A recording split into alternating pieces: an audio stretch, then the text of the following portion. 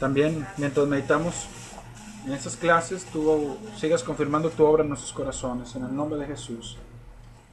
Amén. Bueno, la semana pasada no terminamos lo de lo que son los evangelios. Entonces vamos a continuar ahí en esta semana.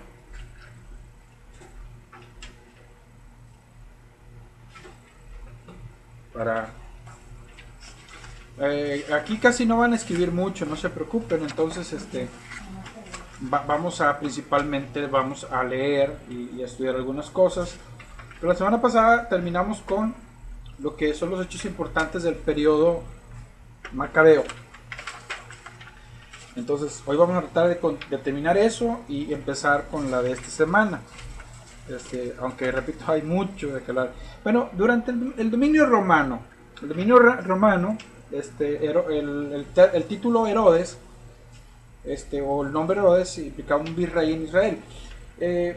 Hablamos la vez pasada que en el tiempo de los griegos empezaron a surgir los fariseos, empezaron a surgir también los saduceos. Se recuperó el territorio judío, en fin, varios detalles de ese tipo. En el dominio romano empieza a suceder, obviamente, que Roma empieza a intervenir en los asuntos de Judea.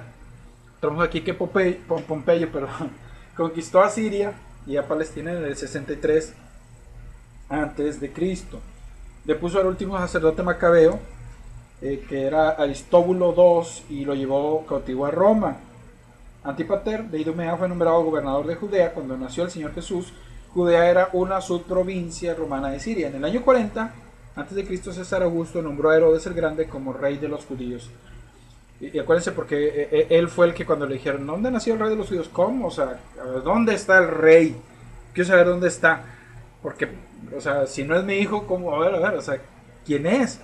Entonces, en ese tiempo también surgieron, hay algunos tipos que vamos a encontrar en el Nuevo Testamento, algunos nombres de algunos, no nombres, sino algunos funcionarios, algún tipo de personas. La sociedad cambió, se puede decir. Surgieron lo que son los celotes. ¿Quiénes eran los celotes? Los celotes eran guerrilleros, eran revolucionarios judíos. La palabra celotes quiere decir fanáticos, quiere decir celosos. Ustedes van a acordar que había un hombre de los que andaban con Jesús, que era Simón el Celote. Entonces, vamos a entender quiénes eran esas personas. Esas personas también se les conocía como cananistas. Eran una secta muy nacionalista. Era al opuesto a los publicanos, que ahorita vamos a ver. Ellos estaban en contra de los romanos, fomentaban rebeliones, escaramuzas, se les consideraba alborotadores. Fue fundado por Judas el Galileo, quien dirigió una rebelión contra Roma en el año 6 después de Cristo. Ellos se ponían aquí a Israel, pagase tributo a un emperador pagano. Ellos tenían la base de que eso se trataba de traición a Dios, el verdadero rey de Israel. Incluso aquí lo mencionamos, uno de los discípulos del Señor, Simón el Celote, había pertenecido a esta secta. Ahora, es importante notar algo, que la gran mayoría de la gente, como este tipo de personas, tenían siempre trasfondos, aunque eran políticos, pero siempre eran religiosos, porque hay que recordar que Israel, por muchos siglos, fue una sociedad que se llamó monolítica o sacralista. Monolítica quiere decir que mantienen una misma fe todos. Entonces, sacralista porque se guiaba por una idea. Es decir, aquí en México y en muchos países, ustedes saben que el gobierno es gobierno y la iglesia es iglesia. En la cuestión bíblica, cuando lo vemos así, no era así. O sea, el rey dirigía la nación, pero bajo los preceptos de Dios. No lo dirigía a su antojo, aunque lo hacían, pero no era esa no era la idea. ¿Me explico? Esto era una manera de dirigir una nación bajo un precepto bíblico, en este caso de la palabra de Dios. O sea, era como una teocracia. Dios era el que siempre gobernaba a través de reyes, a través de personas. Entonces, a estas personas se le llamaban celotes porque seguían el ejemplo de Matatías y sus hijos y seguidores, que se manifestaron su celo por la ley de Dios, cuando Antíoco IV intentó suprimir la religión judía y el ejemplo de Fines en el desierto, Números 25:11. ¿Se acuerdan? En Números 25:11, cuando se habían mezclado con moabitas, y viene uno y que traía una mujer moabita y viene Fines y lo mata, ¡pum!, lo atraviesa, la lanza, y entonces Dios lo consagra como sacerdote también. Pero la semana pasada hablamos como Antíoco, él trató de suprimir la religión judía, y ahí se levantaron también lo que se llamaban los macabeos, que hicieron una guerra, pelearon, ganaron. Entonces, en este caso, cuando fue aplastada la rebelión del 6 después de Cristo, mantuvieron vivo el espíritu de la misma durante 60 años más. Los celotes estuvieron activos durante la guerra de 66 al 73 después de Cristo. La última plaza de los celotes, Masada, cayó en mayo de 74. Eran fanáticos de la libertad y esperaban al Mesías como un caudillo libertador. O sea, ellos, si ustedes han escuchado de la caída de Jerusalén, de la destrucción de Jerusalén, ellos estuvieron ahí activos. O sea, ellos fueron personas que siempre estaban en contra del gobierno. Había un detalle, ¿no? Por ejemplo, cuando uno lee algo de esto, de la historia, el pueblo de... Bueno, le voy a poner un ejemplo, ¿no? Muy sencillo, en Hechos, capítulo 10, cuando Dios le habla a Pedro, y que él tiene que ir a Cesarea, donde está Cornelio. Por ejemplo, Israel, hay cuenta que esto fuera el imperio romano, todo esto, ¿no? Todo esto. Y había posiciones aquí y allá, allá. Bueno, había lugares donde los romanos llegaban, conquistaban, y a veces dejaban, como quien dice, una guarnición de soldados ahí, para estar pendiente. Bueno, había ciudades que decían, no, ni te metas con ellos, porque si te metes es guerra y no vas a poder ganar contra los romanos. Entonces había algunos que se entregaban deliberadamente, ¿no? Está bien. Y había algunos que solamente dejaban, por decir, 3, 4, 5 soldados ahí a veces, y esos eran los que se encargaban de recoger los tributos, traer y todo, porque nadie se metía con ellos. Pero contrario a eso, los judíos eran belicosos, o sea, eran peleoneros, amando poder. Ellos no, acuérdense que a Jesús lo traían siempre así, molestándolo. Hasta le dijeron, a nosotros jamás hemos servido a nadie.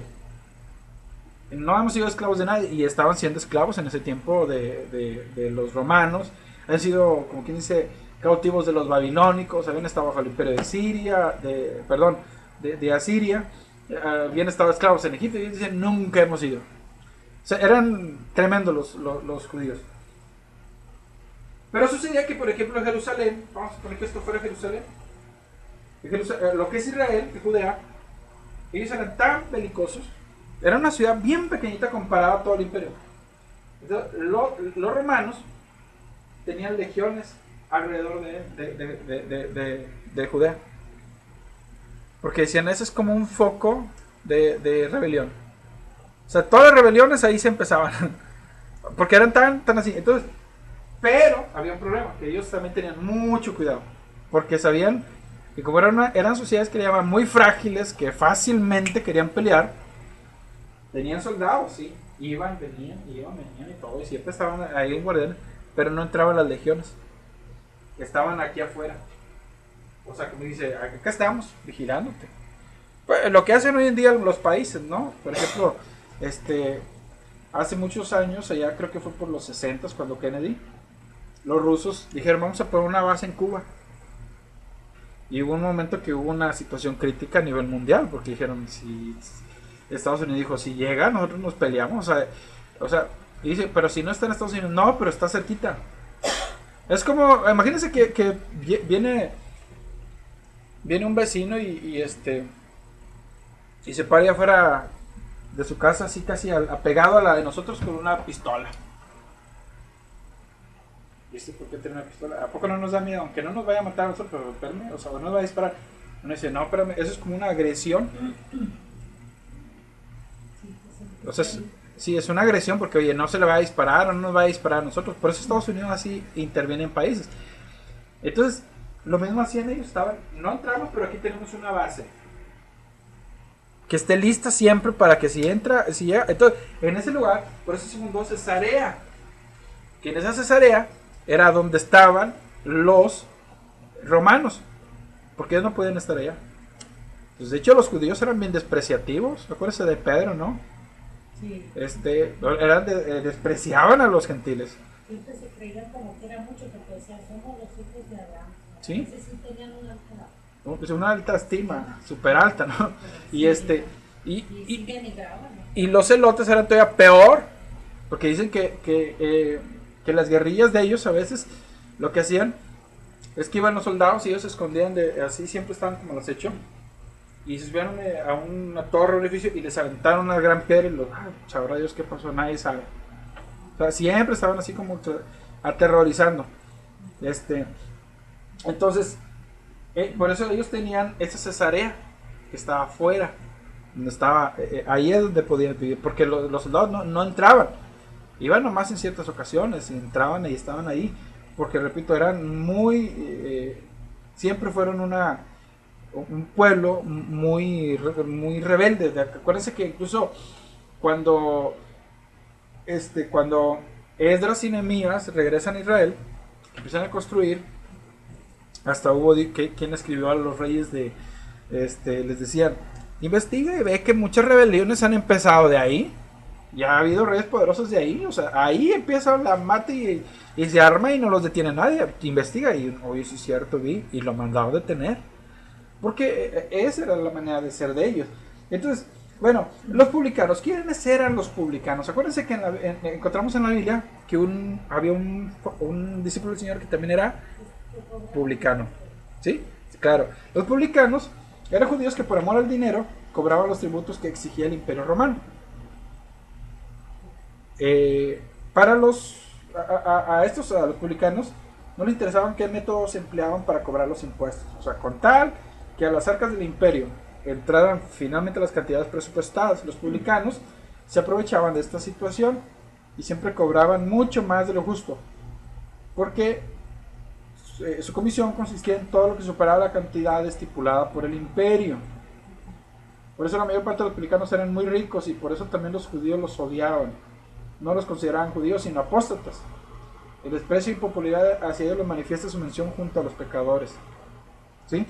Para ellos, para los publicanos, por ejemplo, me doy cuenta que ¿dónde estaba la comisión de ellos? El imperio decía, quiero que de aquí mensualmente van a enviar 50,000 pesos, por decir un ejemplo, ¿no? Entonces, bueno, aquí hay 20,000 habitantes. O sea, cada uno, para dar 50,000 al imperio, entonces a cada uno le tocarían 2.5 pesos, 2.50. Pero no, quiero cobrar 3 o 4 pesos a cada uno. 3, 4 pesos sería 60 hasta 80,000 pesos. Y había, o sea, estoy poniendo quizá alguna exageración, pero ahí es donde ellos se aprovechaban. Por eso eran riquísimos. La mayoría de los publicanos eran muy ricos, porque cobraban más de lo debido. Entonces, por eso, para los judíos decían, tenlo por gentil y apóstata, perdón, como publicano.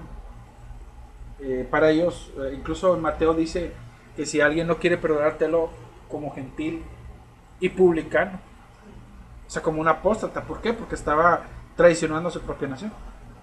Es como alguien de la propia familia, ¿no? Que uno le dice, préstame 1,000 pesos. Sí, te los presto, pero me vas a pagar 1,500. Sí los hay, ¿verdad? Y cristianos, peor tantito, ¿no? Yo recuerdo a alguien que una vez se le envió, dijo, oye, te voy a enviar dale a mamá también de eso. Gracias. Y dijo, oye, ¿qué crees? Tengo esto para venderte, te lo vendo barato. Ya después se dio cuenta que llegó el otro y dijo, ¿le gustó lo que le envié? ¿Qué me enviaste? Pues esto. Es que se las compré para que se las regalaran. ¿Sí se las entregaron? ¿Sí se las dieron? Ah, sí. Sí me las dieron. Y ahí todo el mundo, ¿cómo que te las dieron? Pues si se las pagaste, sí, pero ya me di cuenta qué clase. Y ya familiares. Bueno, los publicanos así eran. El Sanedrín. Porque todos estos, vamos a ver cómo ellos actuaban en el cómo Jesucristo o en los tiempos de Jesús actúan mucho. El Sanedrín era un pueblo gobernante de 70 ancianos. Se cree que surgió en el siglo III a.C., funcionaba en Jerusalén. Estaba compuesto por 70 miembros, sacerdotes y nobles saduceos, algunos fariseos, escribas y ancianos, bajo la presidencia del sumo sacerdote. Ahora, el poder del concilio, de ese concilio, era muy limitado, como se ve en el juicio contra el Señor, Mateo 27, 1 y 2. No obstante, tenía autoridad sobre los problemas religiosos, como también lo vemos en Hechos 9, 1 y 2, 22, 5. También este Sanedrín terminó con la destrucción de Jerusalén. Acuérdense que había unos, por lo menos dos hombres que se mencionan en la Biblia por nombre, y pudiera decir un tercero que pertenecían al Sanedrín. Uno de ellos era Nicodemo. ¿Se acuerdan de ellos? De Juan 3, que era miembro del Sanedrín. Otro de ellos, el José de Arimatea, el que prestó la tumba a Jesús, ¿verdad? Sí, porque había otro que... Y luego Pablo también, yo considero y creo que era también miembro del Sanedrín, porque él daba su voto.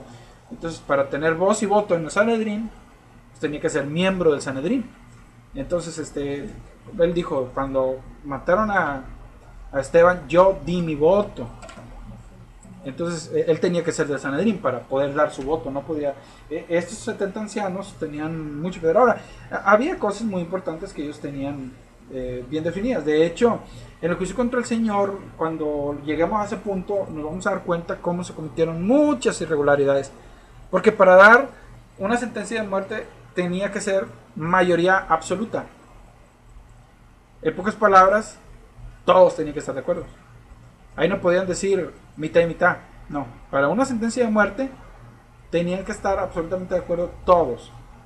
Y ustedes se van a dar cuenta que Nicodemo no estuvo de acuerdo. De hecho, cuando Jesús fue juzgado, se juzgó durante la noche. Y de hecho ellos tenían leyes que decían que nadie podía ser juzgado durante la noche. Violaron esa ley. O sea, violaron varias leyes que después les vamos a ver, pero el Sanedrín lo vamos a notar que está muy activo en el Nuevo Testamento, o sea, lo vemos en varios lugares, especialmente Hechos y los Evangelios. Ahora, el templo de Israel, aquí es importante, voy a hablar de esto porque es el panorama que estamos viendo, cómo llega Jesús y cómo está sucediendo las cosas en los Evangelios. El templo de Jerusalén era el lugar de adoración, era un punto de convergencia para todos los judíos. Allí los sacerdotes se ofrecían sacrificios, celebraban las fiestas. El templo original, levantado por Salomón, fue destruido por los babilonios en el año 587 a.C. Ustedes se van a dar cuenta que en ese tiempo, yo les he mencionado que ellos se pusieron tan tremendos, o sea, tan tercos, porque Jeremías les decía, entréguense. Y decían, no, tú estás del lado de ellos, tú quieres que nos entreguemos porque ellos están de estar dando algo ahí, hasta nos aventaron a una fosa, a una cisterna. Entonces, como estaban tan hartos, como dicen los babilónicos, que de puro coraje, como diciendo, para que se les quite, les destruyeron el templo. Porque ellos los babilónicos, ellos no destruían esas cosas. Ellos al contrario, les gustaba simplemente los jardines de Babilonia. Ellos, para ellos era como trofeo, mira, este es un trofeo. Pero para ellos, cuando los judíos se resistieron hasta, era como un coraje, una hazaña que tuvieron contra ellos por la manera en que ellos se habían comportado también. Ahora, el segundo templo fue construido por Zorobabel al regreso de Babilonia, en el 536 al 516. Ahora, si ustedes quieren ver la historia de Zorobabel, en Esdras, del capítulo 1 hasta creo que es el capítulo 6, habla de Zorobabel.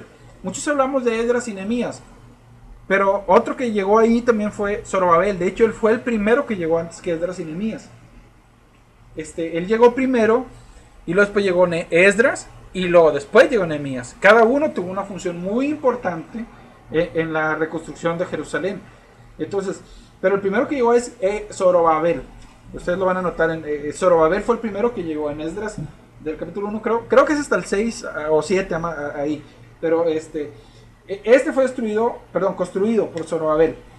Sufrió ataques, saqueos y profanaciones a manos de Antíoco Epífanes, que lo vimos la semana pasada, en el año 168, y Pompeyo en el año 63, y por Craso en el año 54. De hecho, los romanos mismos lo destruyeron, en pocas palabras. Pero Herodes, a partir del año 20, erigió un templo muy fastuoso de mármol y oro, que estaba en pie en los días del Señor Jesús. El templo estaba allí, pero no la presencia de Dios. Es importante notar esto. Por eso el Señor le llamó cueva de ladrones, aunque este templo tenía algunas adiciones muy importantes. En el recuento profético muchos no lo toman en cuenta. El templo originalmente, si me escuchan, el templo originalmente tenía una manera, por decir, vamos a suponer que todo esto, vamos a decir que este cuadro fuera el templo. Entonces, aquí en el templo estaba más o menos como algo así, de aquí para acá. Entonces, aquí estaba el atrio. Aquí en medio estaba lo que era propiamente el templo. El atrio, estaba el lavacro, donde se ofrecían los sacrificios. Luego aquí estaba el templo, propiamente dicho, donde estaba el lugar santo y el lugar santísimo. Y esto también era parte del templo, pero aquí había un detalle. En este lugar era el atrio. En el atrio, o en lo que es el templo propiamente hablando, tenía carteles donde decía afuera, decía cualquier gentil que entre a este templo es bajo su responsabilidad. Un gentil no podía cruzar al atrio. De hecho, curiosamente, esto era parte del templo, pero esto se llamaba atrio de los gentiles. Entonces, en el atrio de los gentiles, ahí sí podía entrar cualquier gentil y cualquier persona. En el templo acá, nadie podía entrar que no tuviera asunto. O sea, aquí no era de que uno llegaba y a vender cosas, no se podía. No, lo que pasaba es de que cuando Jesús vino y destrozó todo, fue aquí, en el templo, en el atrio de los gentiles. Las personas que estaban vendiendo no podían pasar a vender allá. ¿Sí? No podían pasar allá. Entonces, de hecho, en el Nuevo Testamento, en Hechos, cuando dice todos los días en el templo y por las casas, pues el templo, ellos no se reunían de este lado, se reunían en el templo grande, o sea, en el atrio. Que se consideraba, pero muchos era parte del templo, pero no era el templo. O sea, porque era el templo original no tenía una adición como un atrio de los gentiles. El templo de Herodes le puso eso, como un lugar turístico para que todos vean, pero no podían cruzar. Entonces, algo importante es que también otra de las cosas que suceden aquí, o antes de entrar a lo que es el Nuevo Testamento, o que vienen, aparece la sinagoga. Ahora, la sinagoga aparecieron en los días del cautiverio, cuando los judíos habían perdido su templo, cuando la nación estaba dispersa. Como ellos querían seguir buscando de Dios, querían seguir escuchando lo que el Señor tenía para sus vidas, entonces, como la nación estaba dispersa, entonces ellos buscaron cómo seguir congregándose. De hecho, ahí puse una cita en Santiago 2, versículo 2 al 3, donde habla de la iglesia. Pero la palabra que aparece ahí como iglesia en Santiago, capítulo 2, es la palabra sinagoga. En Santiago capítulo 2, verso, dice, supongamos, porque si en vuestra congregación, en Santiago 2, entra un hombre con anillo de oro y con ropa espléndida, y también entra un pobre con vestido andrajoso, pero cuando dice congregación, la palabra congregación que aparece ahí es en vuestra sinagoga. No es tanto que dice congregación, la tradujeron así, pero la palabra original es sinagoga, así como aparece ahí. Entonces, en esas sinagogas se leía la Torah, el Talmud. Se establecieron en cada lugar donde hubiera comunidades judías. Cuando regresaron a Palestina, los judíos trajeron sus sinagogas. Toda ciudad importante tenía una o más. De hecho, algo curioso, ¿no? Porque en Jerusalén, aunque ahí estaba el templo, había muchas. De hecho, se dice que para el año 70, después de Cristo, había unas 400. En estas las presidía una junta de ancianos, Jesús, y los primeros cristianos judíos asistían a ellas, y hay unas citas ahí que podemos ver. Entonces, era de tal manera ellos que tenían eso. La sinagoga, ustedes lo van a notar que él entraba, había muchas sinagogas, aunque estuviera el templo. Aunque estuviera el templo en Jerusalén, había sinagogas. Ahora, el encargado de la sinagoga, que era un rabino, era un maestro, no era sacerdote. Aquí se empezaron a cambiar varias cosas. Ya no era un sacerdote el que enseñaba la ley necesariamente. Porque acuérdense que una de las cosas que vimos durante el tiempo de los asmoneos y bueno, en los tiempos anteriores de los griegos, los sacerdotes empezaron a tomar una mayor preeminencia en los asuntos del país. Pero también la sinagoga surge, y aquí en la sinagoga surge que empieza a ver que no necesariamente son sacerdotes los que dirigen las sinagogas. Ahora, de hecho, había tres... Sí, hermana. Entonces, Rabí no es maestro, hermano. Hey. No es sacerdote también. Yo pensaba que No es sacerdote. No, de hecho aquí les voy a poner algo que van a entender un poquito mejor, porque se impone la palabra rabino, pero no es la palabra necesariamente que, o sea, originalmente eran tres tipos se puede decir, denominaciones de las sinagogas, dependiendo del origen. Una se llamaba los Rabán, era exclusivo de la escuela de Gilel el Viejo. De hecho, este hombre, Gilel el Viejo, algunos personajes dicen, no estoy diciendo que así sea, pero algunos dicen que Jesús era seguidor de este hombre, de Gilel, o de las enseñanzas de él, porque muchas de las enseñanzas de él, o muchas de las enseñanzas de Jesús, tienen algunos ciertos parecidos con las enseñanzas de este hombre, de Gilel el Viejo. Y dije que eso fuera, solamente que algunos dicen, es que tú lees lo que dice Jesús en los evangelios y lees lo que este hombre, Gilel, escribió, o sea, tienen ciertos parecidos. Y luego había otros que llamaban Rabí. Entonces eran de las escuelas galileas, aunque usted se acordará que Jesús también era galileo. Entonces a Jesús le llamaban Rabí. ¿Se acuerdan? A Jesús no le decían Rabí, no le decían Rabí. Sí, maestro, pero le decían Rabí. Pero noten la diferencia para Rabán, Rabí, y otra palabra era Rab, que era de las escuelas orientales de origen y tradición babilónica. Entonces, en las últimas dos de estas escuelas se distinguían por el rito de ordenación. En Galilea no se requería smijá, o imposición de manos, mientras que en la otra sí. De este modo eran conocidos los dirigentes de las sinagogas judías, aunque a otros todavía no ordenados por el conocido se les llama Talmid Jajam, discípulo del sabio, en ocasiones Abba, padre. De hecho, si ustedes escuchan hoy, yo he escuchado judíos, ellos hablan de esos de los Jajam. Jajam, para ellos un Jajam es como un sabio, una persona que conoce, Talmid Jajam. Y en ocasiones también se llama Abba, padre. ¿Han escuchado esa palabra, Abba? Sí. Padre.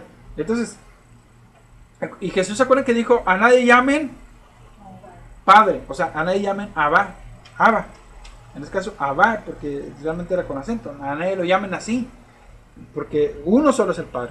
¿Por qué? Porque ellos se la dan de muy acá. Entonces, en los últimos siglos, esto ya es algo nada más con información. Se ha revocalizado la expresión rabino, ya no se dice rabí, sino ahora se dicen los rabinos, lo que significa mi maestro. Esta expresión ya actualmente se usa como una expresión también como de respeto, es un título, y el hecho de mi maestro, o sea, el sufijo pronominal y, o sea, mi rabino, ha perdido su significado por el frecuente uso del término. Un rabino es un maestro experto en la ley. Bueno, ya lo demás es información para que ustedes lo lean. Y vamos a terminar con eso, porque voy a ir a la siguiente. Ahora sí, terminamos estas hojas. Síganlas leyendo en su casa. Y vamos a las que les acabo de entregar hoy. Vamos a seguir con esta clase ahorita. Es sectas judías que habían en ese tiempo. Ahora, ¿qué? Los fariseos. ¿Quiénes eran los fariseos? Bueno, los fariseos era un partido religioso puritano y eran sucesores de los Hasidim, los piadosos del siglo II a.C. De hecho, hoy en día se considera que todavía hay gente que son Hasidim, los hasídicos. No sé si a ustedes les ha tocado ver a los judíos que traen un gorro y traen unos caireles. Bueno, esos son los hasídicos, que se dejan la barba. Son personas como se consideran muy puritanos. Yo vi una película de ellos, bueno, he visto varias, ¿no? Pero una donde es un señor que ellos son tan estrictos en su observancia de algunas cosas de la ley. Y yo recuerdo que había la historia se trata de que una muchacha que es judía también, pero ella no es ortodoxa como ellos, no es hasídica, va y está trabajando con ellos, y el Señor dice, pero ¿cómo puedes traer a esta mujer sin pie? Y es judía, y es misma judía. Pero como ella se vestía como joven, pues se vestía un poquito más a la moda, más moderna, y para ellos eso, no, pues ¿cómo? O sea, tienes que andar así de tal manera, y vestirse y hacer las cosas de tal manera, y total que él tenía un hijo, que como que estaba el niño, o sea, como que tenía problemas psicológicos, porque, o sea, por lo que él veía, entonces el papá lo regañaba y el niño, pues, a veces de los nervios se orinaba, y entonces esta mujer, que era judía pero no era devota, como ve cómo era ese hombre tan injusto, se da la tarea de enseñarle al niño un canto que ellos entonan en la Pascua, un rezo, no recuerdo cuál era, pero se da la tarea de enseñárselo. Entonces, el niño se lo aprende casi a 100%, porque el niño no quería ni hablar. Porque ese era otro detalle, que hasta estaba el niño como mudo. Al papá no le quería hablar. Y esa mujer... una película, ¿no? Sí. Y entonces, esta mujer se da la tarea de enseñarle al niño cómo decir el rezo. Entonces, en el momento que están en la Pascua, la mamá dice, mira, es que te vamos a dar una sorpresa. Y entonces el niño empieza a decirlo, y por una frasecita que dijo mal, el papá se enoja, dice, pero no es posible que se lo enseñe. ¿Y quién se lo enseñó? Vamos, que la muchacha. ¿Y cómo es posible? O sea, bueno, para que estos son los hasídicos. Ni siquiera le quería hablar a ella. No, sí era judía. Pero no era hasídica, no era, sí. Entonces, bueno, de ahí surgen los fariseos. Bueno, estos son ya más recientes, pero los fariseos así eran. Por eso que eso decía, ustedes buscan un prosélito y una que lo tienen, lo hacen hijo del diablo. ¿Por qué? Porque le ponen una carga que ni ustedes pueden llevar. Pero los fariseos eran un partido religioso, ya lo mencionamos. El principal interés de ellos era la observancia de la ley. Gracias a Dios que ya pasaron esas personas, porque eran muy duros, ¿verdad? A veces Sí. ni a la esposa tomaban en cuenta, eran muy duros. Sí, o sea, eran personas que sí estaban muy en lo suyo, ¿no? O sea, por eso Jesús, el principal problema que encontramos con Jesús es con los fariseos, casi siempre. Entonces ellos daban el mismo valor y autoridad a las tradiciones que a las escrituras, porque acuérdense que Jesús le decía, a ver, ¿y por qué tus discípulos no se lavan las manos? A ver, ¿y por qué tus discípulos no hacen esto? A ver, ¿por qué tus discípulos no hacen aquello? Entonces para ellos era como que muy importante, o le daban mucho valor a lo que sus tradiciones decían. Entonces Jesús el problema tenía mucho problema con ellos. Ellos creían en la existencia de ángeles y demonios. ¿Se acuerdan cuando Pablo se levantó y dijo, y vio a una parte de fariseos, otros de saduceos, y acerca de la resurrección de los muertos soy juzgado? Y se produjo una disensión. Pero los fariseos sí creían. Eran un grupo que tenía mucho poder. Creían en la existencia después de la muerte, porque incluso dijeron, a ver, pues qué tal si un ángel sí le habló. Para ellos sí lo creían bien. Ellos daban mucho énfasis al aspecto práctico de sus enseñanzas, como la oración, al arrepentimiento y las obras de caridad. Por eso ellos siempre que daban limosna, y que se dicen, cuando hay limosna no canten la limosna. O sea, que no sepa tu mano derecha lo que hace tu izquierda. Entonces, eran pocos en número, interesante, pero eran de mucha influencia social. Todavía hoy en día. Casi todos los escribas pertenecían a este grupo. Ellos eran autoproclamados campeones de la superioridad judía, eran ortodoxos, eran muy legalistas. Pablo era fariseo, ¿se acuerdan? Y él decía, yo era fariseo de fariseos. O sea, él era más que un fariseo. Entonces, él era una persona así. Los fariseos eran así, ellos se creían lo mejor que pudiera haber. Entonces, ahora, los escribas. ¿Quiénes eran los escribas? Los escribas eran un grupo, se puede decir social, pero más que social ellos no necesariamente era una secta, necesariamente. Aunque algo importante es que su vocación era copiar a mano las escrituras. Se consideraban expertos y daban su propia opinión. Ahora, es muy importante en este sentido hacer una aclaración, porque los escribas tenían una manera de copiar las escrituras, que hoy en día muchas personas cuestionan y dicen, bueno, pero es que si mientras las copiaban, ¿a poco no se podían equivocar? Sí, de hecho hay algunos pequeños variantes a veces, pero ellos tenían una cosa, en los tiempos antiguos, para escribir, por ejemplo, ellos agarraban un papel. Entonces, aquí pasaba esto, ¿no? Ellos escriben diferente a nosotros escribimos de derecha a izquierda, escriben de aquí hacia acá. Entonces, pero ellos hacían esto, ¿no? Y por eso es muy complicado, es muy difícil, no imposible, pero muy difícil que se equivocaran realmente en cosas verdaderamente. Ahora cuenta que ellos hacían, vamos a hacer que había una cuadrícula imaginaria. Pero había 27 cuadritos. Estoy diciendo 27, pueden ser menos, más, pero el asunto era así. Entonces, a la hora de escribir, cada letra era un cuadrito. Y tenía que terminar exactamente aquí. O sea, tenía que ser, por decir, exactamente 20, 25, 27, o según el número de letras, pero tenía que ser exactamente el mismo. El siguiente renglón, las mismas 27 letras. Entonces,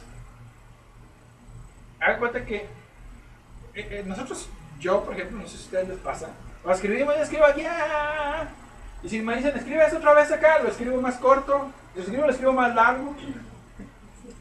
No, ellos no podían hacerlo así, ellos lo hacían igual todo el tiempo. ¿Cómo sé si me equivoqué? Cuenta las letras, 1, 2, 3, 4, 5, 6, 7, 9, 20.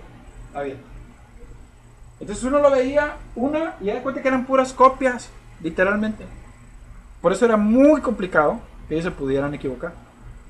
No era imposible, pero era muy, muy complicado. De hecho, si ellos a veces daban su propia opinión, por eso Jesús les dijo, ustedes saben la ley, pero no se la enseñaron al pueblo. Entonces, ahora, ¿quiénes eran los fariseos? Perdón, ya hablamos de los fariseos. Los saduceos, ahora siguen los saduceos. ¿Quiénes eran los saduceos? Los saduceos, en su mayor parte, eran gente aristócrata. Esto es importante porque, o sea, era gente que tenía dinero, en pocas palabras. Pero aquí hay algo muy importante, fíjense. Ellos no creían, los saduceos, no creían que la tradición oral tuviese autoridad. Los que tenían el pleito con Jesús de que por qué los discípulos no se lavan las manos eran los fariseos, no los saduceos. Es importante que notemos eso. Voy a mencionar algo también importante. Ellos rechazaban incluso las cosas sobrenaturales. Ellos no creían que hubiera cosas sobrenaturales. Y ahorita les voy a explicar por qué. Creían en una interpretación literal y tenían influencia política. De hecho, ellos controlaban el Sanedrín. Eran gente que tenía poder, en cierta manera, ahí. Ahora, creo que sí vamos a terminar hoy. Vamos rápido. Lo bueno es que como no estamos escribiendo nada, ¿no? Bueno, sí, yo sé que están tomando nota. Y aquí hay algo muy importante. Solo a los libros de Moisés consideraban canónicos. Esto es importante, ¿eh? Porque noten algo. Cuando a Jesús se le acercan, ¿se acuerdan que a Jesús le preguntaron algo de la resurrección? ¿Qué se acuerdan que le preguntaron? De la esposa. De una mujer que se casó y que se murió su esposa y luego así lo tuvieron todos los 7 hijos. Ustedes no se han puesto a pensar por qué en el Antiguo Testamento sí hay relatos de resurrección y ellos, ¿por qué le preguntaron eso a Jesús? Acuérdense un relato en el Antiguo Testamento donde haya habido una persona resucitada. La mujer aquella que fue en el horno y que lo resucitó. Elías Los dos resucitaron, distinto, los dos hicieron resucitar a Owen. Entonces uno dijera, ¿y entonces por qué los saduceos no creían en la resurrección? Si ahí estaba. No sé si ustedes se han puesto a pensar en eso. Ahorita les voy a explicar por qué. Porque cuando Salomón estuvo como rey, Eso fue antes de Eliseo y de todo y de Elías.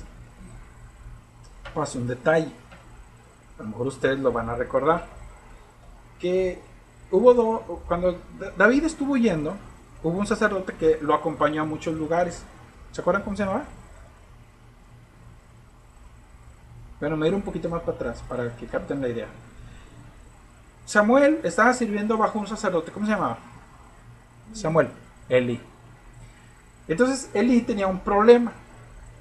¿Cuál? Sus hijos. Entonces Dios hace un juicio contra él y le dice que lo va a quitar del sacerdocio. ¿Se acuerdan de eso?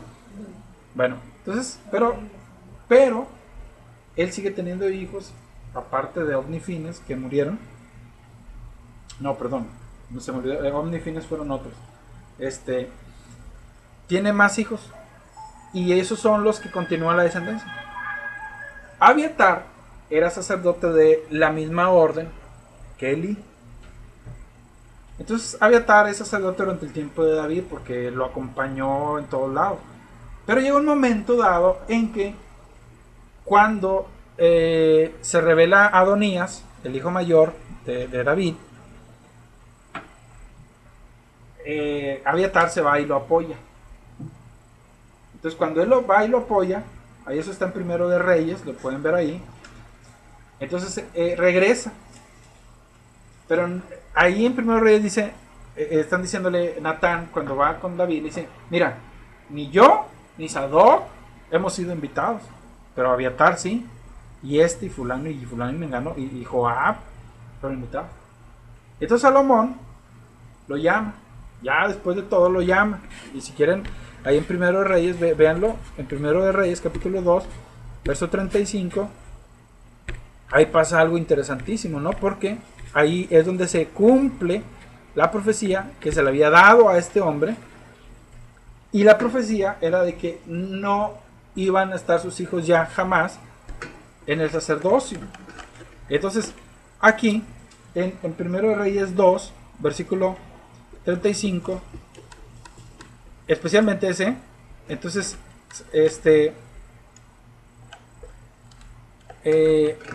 dice, el rey puso en su lugar a Benaía, hijo de Joiada, frente del ejército. Pero dice, ¿a quién puso? A Sadoc. El rey lo puso como sacerdote en lugar de Abiatar. ¿Por qué? Porque cuando él llama a este hombre, a Abiatar, le dice, mira, tú has sido muy fiel. Versículo 26, de ahí del segundo rey, dice, el rey dijo al sacerdote Abiatar, vete a Anatot, a tus heredades, pues eres digno de muerte. Porque estaba traicionándolo, dice, pero no te mataré hoy, por cuanto has llevado el arca de Jehová el Señor delante de David mi padre, y además has compartido todas sus aflicciones. Así echó Salomón, estoy leyendo otra versión, por si notan, así echó Salomón a Abiatar del sacerdocio de Jehová, para que se cumpliese la palabra que Jehová pronunció en Ciro sobre la casa de Eli.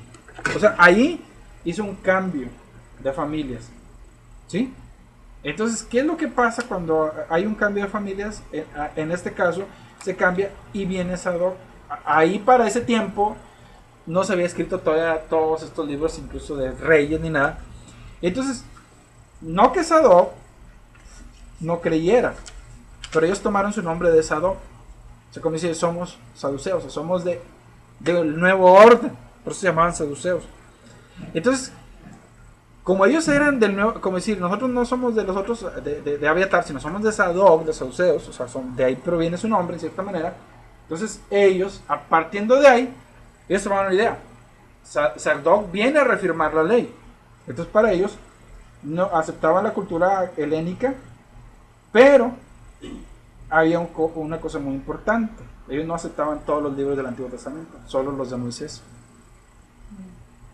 Por eso Jesús, mire, si uno dijera, ay, ¿por qué Jesús? No sé si, repito, o sea, no sé si cuando Jesús dijo, a ver, la resurrección, Jesús les hubiera dicho, a ver, Elías resucitó a aquel niño, o Eliseo, pero no les dijo eso. Noten que Jesús se va hasta Moisés, porque ellos creían en Moisés.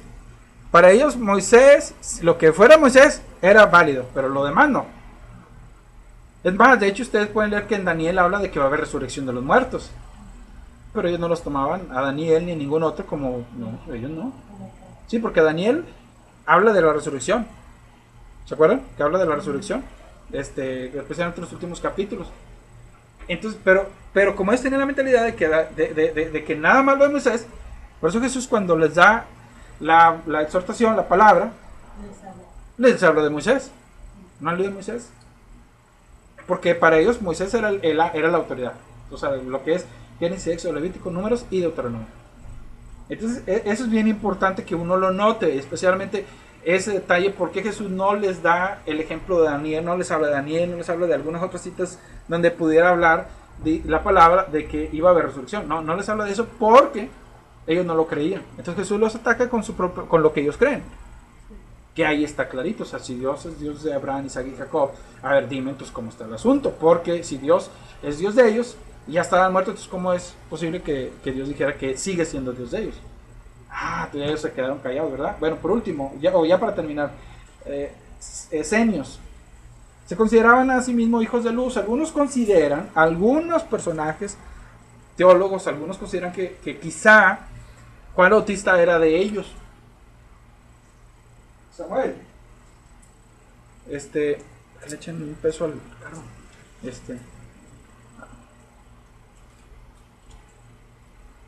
Entonces, ellos se consideraban a sí mismos hijos de luz. Ellos veían el vacío de cada palabra y se separaban de toda influencia. Algunos creían que Juan Bautista era así porque eran muy separados. Ustedes recordarán que él estuvo en desiertos. Ellos esperaban la venida de dos Mesías, uno sacerdotal y otro real. En su defecto, uno que combinara las dos funciones. Eran dualistas en sus conceptos, por eso esperaban dos Mesías. Para ellos todo era como un 2. Bueno, y voy a terminar porque ya se acabó el tiempo. Eran los celotes. Los celotes eran los revolucionarios del pueblo judío. Ellos eran el terror de los soldados romanos, ya que los atacaban en la oscuridad. Simón fue uno de ellos, eso lo vimos también hace un ratito, entonces ya no voy a detenerme en ello. Vamos a orar, hermanas, y ¿cómo la ven lo que les menciono la semana que entra? ¿La cancelamos o la hacemos en la tarde? Bueno, vamos a orar. Y ahorita me dicen, Señor, te damos gracias porque eres bueno. En esta hora nos ponemos en tus manos y